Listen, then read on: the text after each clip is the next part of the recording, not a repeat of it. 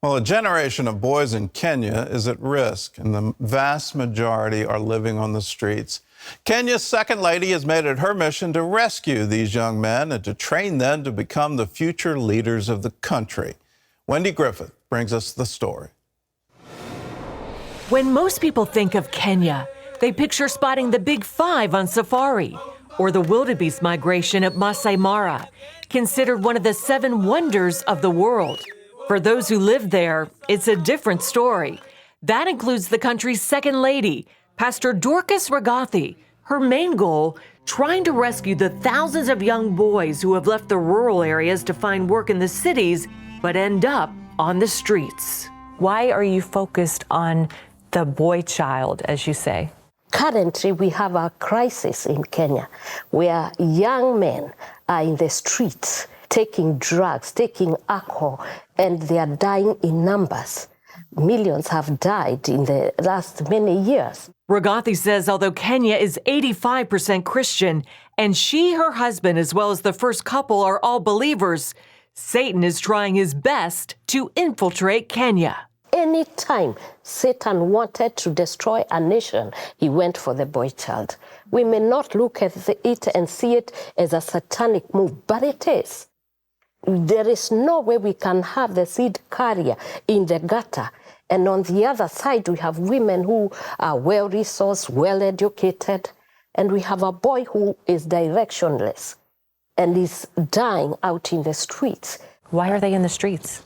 They are from single parenthood, and they are coming so that they can be able to make a living for their own mothers. But when these young men come to the cities like Nairobi, getting a job is not guaranteed. And they get themselves now frustrated because they do not have housing, they do not have money, they are not in employment, in any sort of employment.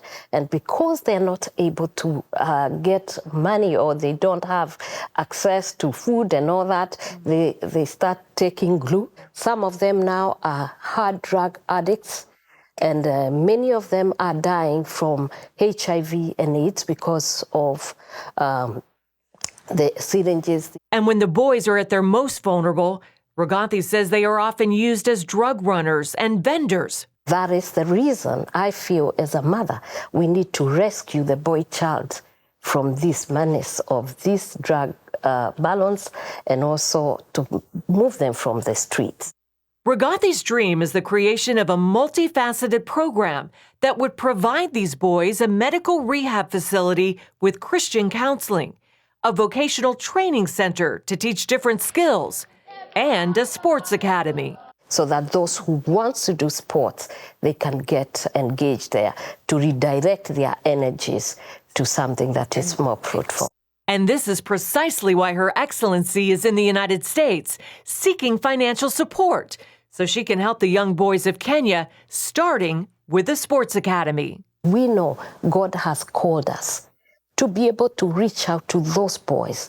And when I look at them, I see the future church. Rigathi knows there's a fierce spiritual battle for their country's future. She also believes the same God who saved her and her young siblings from once living in an outdoor chicken pen can rescue Kenya's young men. So that is why you see, I can feel the heartbeat of the street children, because I've been there. I know how to be without food. I know how to be without clothes. And it was so cold that one of my sisters died of pneumonia. My mother prayed for us. My mother spoke words of power, authority over us. So she told us, don't worry. When your father is not there and you are children of the widow, your Father in heaven will see you through.